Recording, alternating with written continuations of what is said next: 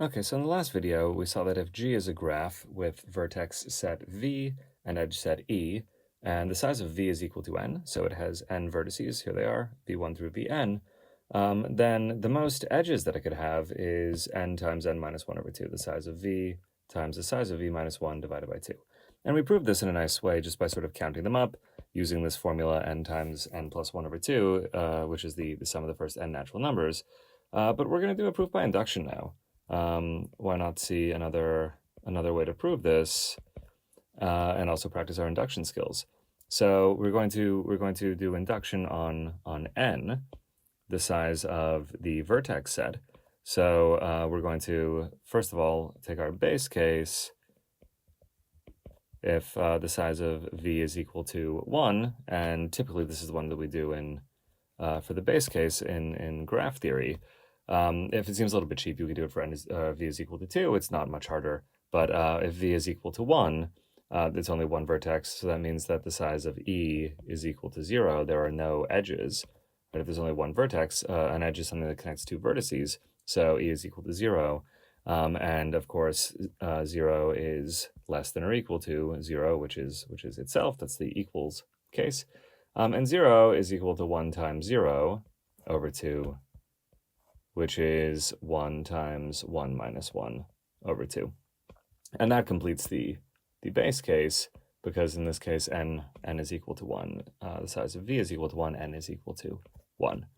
Okay, so on to the really interesting part, which is the induction hypothesis, or the inductive step. So we're going to write our induction hypothesis. And the induction hypothesis is going to be that we're going to say, suppose that for every graph G, which is equal to V E, right, it has the vertex set V and the edge set E, with the size of V is equal to n. So it has these n vertices, v1 through vn. We'll just duplicate this and bring it down here. So the size of v is equal to n. It has n vertices. Suppose that it's true for all of these. So for any graph with n vertices, the size of E is less than or equal to n times n minus 1 over 2. And we are going to use the induction hypothesis to show, we want to show that for any graph, we'll call it G prime, with vertex set V prime and edge set E prime, with the size of V prime, the size of the vertex set V prime, is equal to n plus 1. So V prime is going to be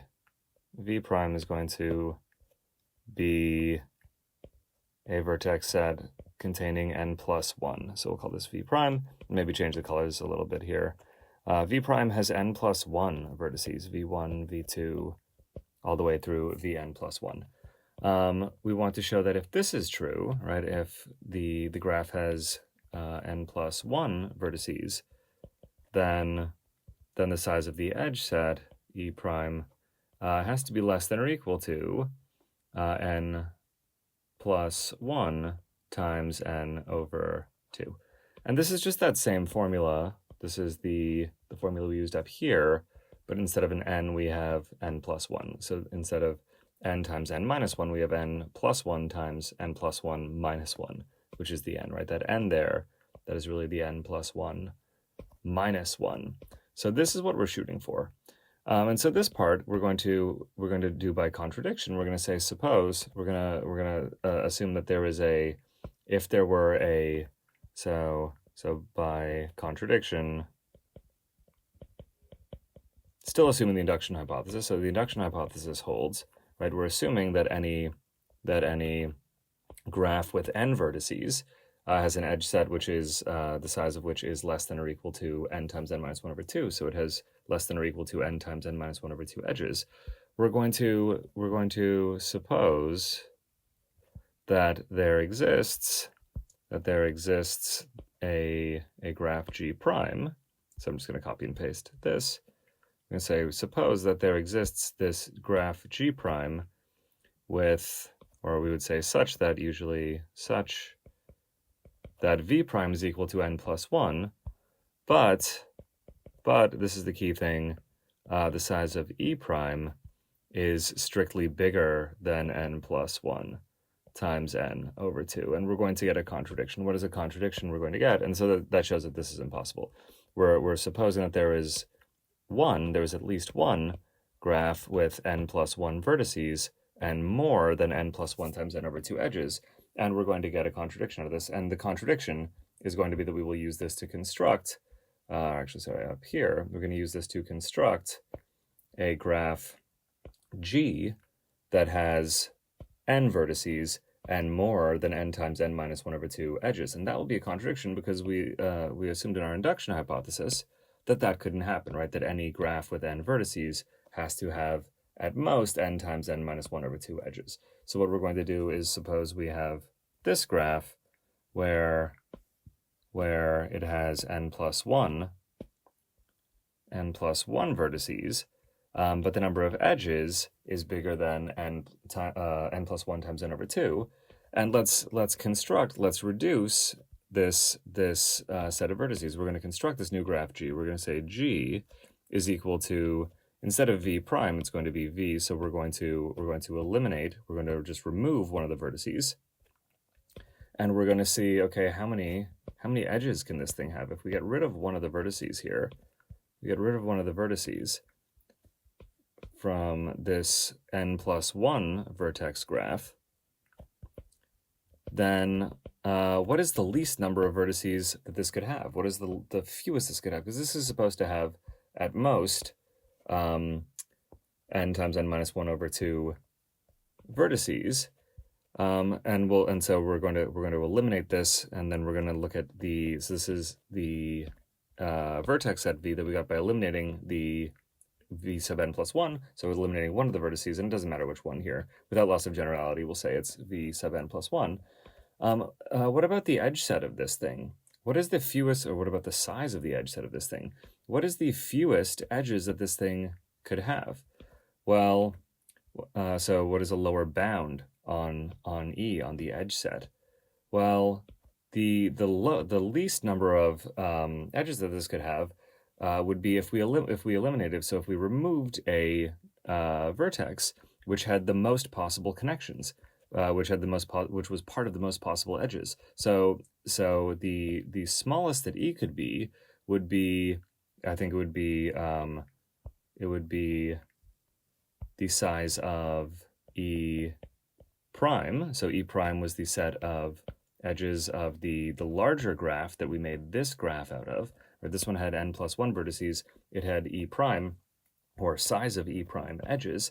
The smallest that E could be is if we removed the largest number of edges from the edge set E prime, and the largest number of edges that could be removed by removing a vertex would be n, right? The most vertices that v n sub n plus 1 could be connected to would be if it was connected to all n of these. If it was connected to v1 and v2 and vn, then when we remove it, we remove n edges.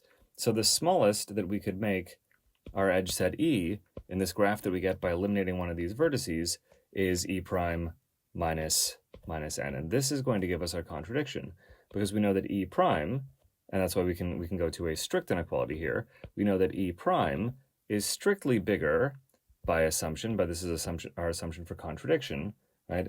We assume that there was a graph with n plus 1 vertices and more than n plus 1 times n over 2 edges. So E prime was bigger than n plus 1 times n over 2. So E prime minus n is going to be strictly bigger, E prime minus n, which is less than or equal to the size of E, or size of E prime minus n, which is less than or equal to the size of E. That is bigger than or equal to n plus 1 times n over 2 minus n. And from here, it's just a computation. And we're going to make a common denominator. This is equal to, well, except I want to do it in pen, not highlighter. This is equal to n plus 1 times n minus 2n over 2 after we make our common denominator here. And then if we distribute in that n, this is going to be equal to n squared plus n minus 2n over 2, which is, after we subtract the 2n from the n, this is n squared minus n over 2. And then, of course, we can factor the n squared minus n. This is going to be n times n minus 1 over 2. Which is, and this is our contradiction, right? This, and we'll use our contradiction symbol, our little dragon tail here, because that completes the proof. This is a contradiction. This is showing that, we showed that, so we proved, first of all, that if the vertex has, or if the graph has one vertex, this is the base case, then it's going to have 0 edges, so it will have less than or equal to 1 times 1 minus 1 over 2 edges. And then we suppose, for our induction hypothesis, that every graph, and every was the key word here, for every graph G, which is V E, a vertex at V and edge set E, if it has n vertices, then it has at most n times n minus 1 over 2 edges. And then we said, okay, well, what if we had if that was true, and we had a graph with n plus 1 vertices, then, or n plus 1 vertices and more than n plus 1 times n over 2 edges, then what would happen? We could use this to construct a graph E, a graph G, which has vertices V and edge set E, and that graph would have strictly more than n times n minus 1 over 2 edges. So, and that would contradict our induction hypothesis, and that does it, right? This we showed, and so this is a little bit more complicated than the first one. Understanding this is just very sort of good practice, and being able to do this proof and understanding the steps, it's significantly more complicated than the first one, actually. But again, very good practice, and it's always a good idea to get several proofs in. Great way to practice your proofing is find new proofs of existing theorems, of things that you know are true. If you can find a new one, that's kind of the first step to proving a new theorem of your own. So hopefully you found that enlightening. One last thing which I should mention is that if any of the induction parts, because I didn't spend a lot of time explaining how the inductive proof works. If you have any questions about that, please do check out the videos on induction proofs. I should have mentioned this at the beginning, but it's never too late. Check out our videos on induction proofs, and then I guess try to do it from scratch and understand it after taking a look at those.